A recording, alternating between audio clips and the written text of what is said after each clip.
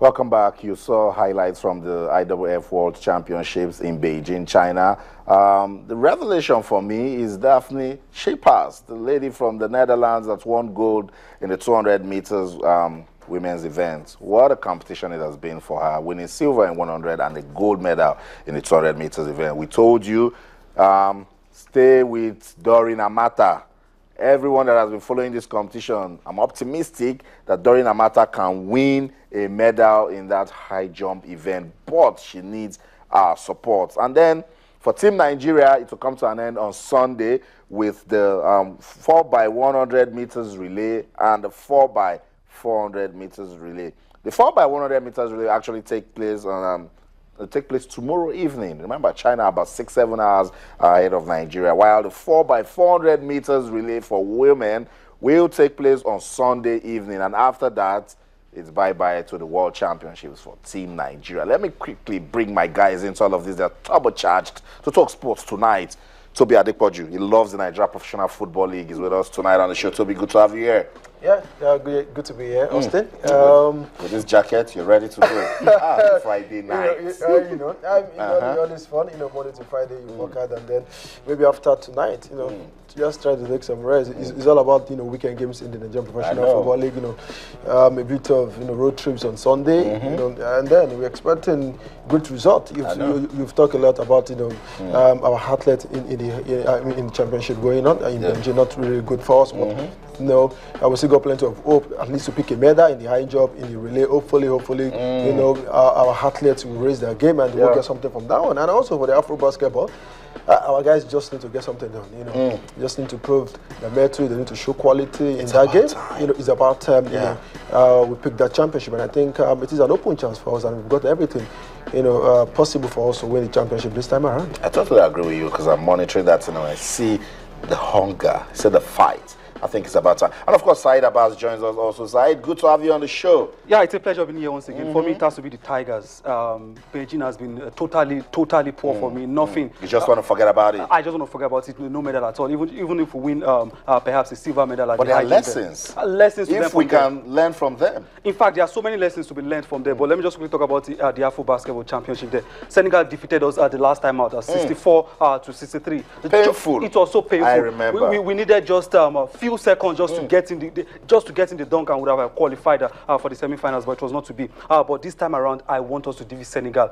Just one step ahead of qualifying for the Rio Olympics come next year. Should we defeat Senegal, we'll be looking at either Angola or Tunisia. Everyone wants to avoid Angola, but to be the best, you have to definitely beat the best. But these guys are for us: Aminu Farouk, Michael Ume, and also Michael Benije. They've been fantastic so far. In fact, against Gabon, they had 43 points for us there. Should they be on such a fantastic form again against Senegal, then I'm very sure we will defeat Senegal. Not forgetting the fact that Aminu was also fantastic against Senegal the last time out. So he knows the play. I'm optimistic that we will definitely. You didn't mention Chamberlain Oguchi. Oh, that's another fantastic player there. We've had a series of players coming up for the Tigers at this particular point in time. But the only down point for them was the fact that they lost to Tunisia. Definitely, you can excuse that. But now we are in the semi-finals. That's the most important thing. What if we had defeated Tunisia and perhaps we had lost to Mali? But one thing I want these guys to concentrate on is don't look at the fact that you want to revenge for the fact that Senegal defeated you the last time out. Just look at the bigger picture, which is Rio Olympics. We have to be there. We don't want any wild card this time around. Okay, I totally agree with you, Said. And this confidence Said is using to talk on Monday. I hope you still have the same confidence. Because for me, I know, Toby, don't even try to be pessimistic tonight with the Tigers. You can say everything you want to say about Beijing. You can even say everything you want to say about the Super Eagles qualifying with Tanzania, but with the Tigers. Please, you gotta be careful. I want to be careful. I am optimistic. I'm patriotic. You should be. Stay that way. But you need to look at the last game. Be careful with your balance. I mean, the last quarter was was something we should be worried about. Yeah. Coming up against a Senegal side, we need to be perfect in all quarters. We need to be brave and we need to be strong. If we blink for few minutes, we might get punished. The key thing for the coaches is I think they've got a couple of days to work on what really went wrong in the last quarter, and that will be key for us. If we can get that sorted out against Senegal, we might be strong and just be perfect in all quarters, and we might just be through to the final. And any team in the final might just crush them. But the biggest game is going to be against Senegal before we talk about the final.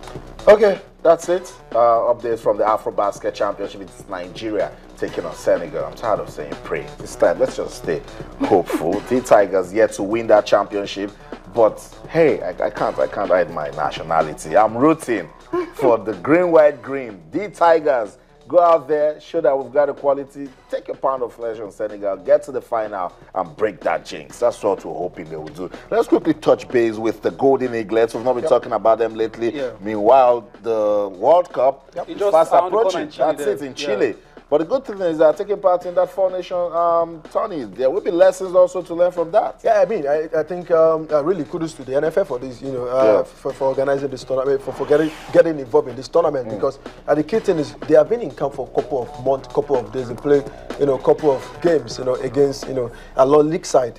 But you need to test yourself against those that will be competing at the highest level at the Under-17 World Cup, which is very, very good. I mean, these are teams that will expose your weakness, that will test your strength, that will test everything about your team going into the tournament, which is very, very good. And then the last one we went to do, but I think we also had, a preseason tournament in Asia, which give us a lot of, advantage, give us a lot of, time to blend the team together, and also, to test these boys against, bigger opposition, teams that have got techniques, teams that are well prepared, well equipped than you. I mean, I think it's going to be a big tournament for Emmanuel Munike. I just hope he has picked, selected those players that will also, make the final cut to the World Cup. So this will really help them to blend the team together. It will help them to build a bond, and also to help them to build a team spirit. Hopefully they will do well, and also for them just to build confidence, going to the Under-17 World Cup in Chile later this year.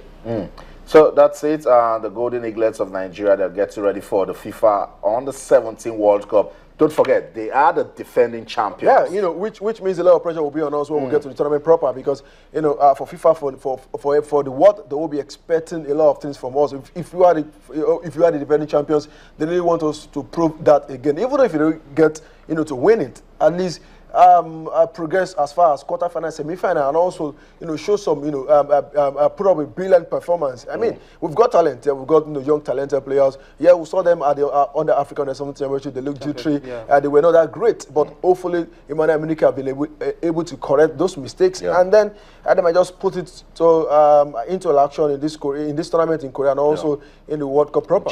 We shouldn't forget this is a developmental process. Group, should I call it a cadet championship? If you're talking about development, yes, we have been able to discover talent, which has been sort of in terms of bringing players to come. When you go to the tournament, you want to win. And but the problem is, I'll get back to you. Let's leave the Golden Eaglets, go to the camp of the Super Eagles of Nigeria. We'll go to Abuja now and join Toyin Ibito, a media officer of the team. Good evening, Toyin, and welcome to the show. Thank you, Austin. Thank you for having me on Sports Tonight this Friday. I know it's about time we change this picture, because you told me the last time that you're looking fitter than this. Okay, I agree with you. It's okay. No problem. Okay, so tell me what's going down in the camp of the Super Eagles. Well, at last, Coach Sunday Olise has retained 6 home-based players for the final phase of preparations for the 2017 Nations Cup qualifiers against Tanzania, and of course the international friendly that comes up 3 days after against Nigeria Republic in Port Harcourt.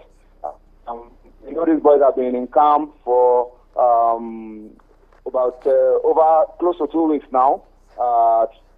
Sweating it out morning and evening under Coach Sunday Olise, and he has picked 6, and I can tell you that was a very, very difficult job picking just 6 out of those lads, because all of them showed commitment, showed determination, and the coach commended everybody, all the players, for raising the standard of the training, and for allowing Nigerians to see that talents abound on the home front, and we hope that these 6 that have been called up will justify the confidence that the coaches have reposed in them. Let me tell you who the 6 players are. We have goalkeeper Ikechukwu Ezenwa of Sunshine Stars.